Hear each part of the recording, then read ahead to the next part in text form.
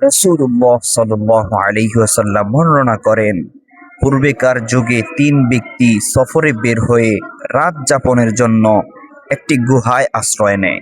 হঠাৎ পাহাড় থেকে বিশাল এক পাথর গড়িয়ে এসে গুহার মুখ বন্ধ করে দেয়। তারা বুঝতে পারল আল্লাহর রহমত ছাড়া কোনো মুক্তির উপায় নেই।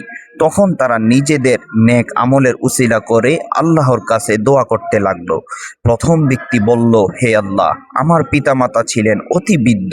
আমি সব সময় তাদেরকে আমার পরিবার ও কর্মচারীদের আগে তাদেরকে দুধ পান করাতাম। একদিন কাজে দূরে চলে যাওয়ায় ফিরতে আমার দেরি হয়।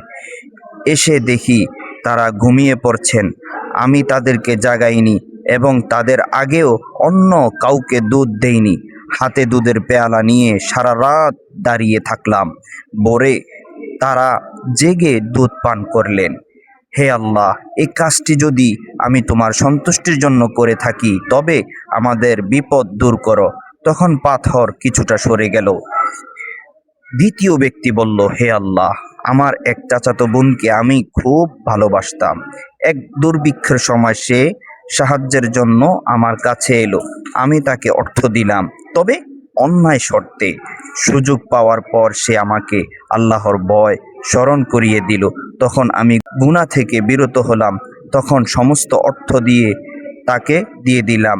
হে আল্লাহ, যদি এই কাজটি তোমার সন্তুষ্টির জন্য হয়ে থাকে তবে আমাদের মুক্তি দাও। তখন পাথর আরো কিছুটা সরে গেল। তৃতীয় ব্যক্তি বলল, হে আল্লাহ, আমি এক শ্রমিকের মজুরি সংরক্ষণ করে তা ব্যবসায় খাটাই। পরে সে তা বিপুল সম্পদে পরিণত হয়।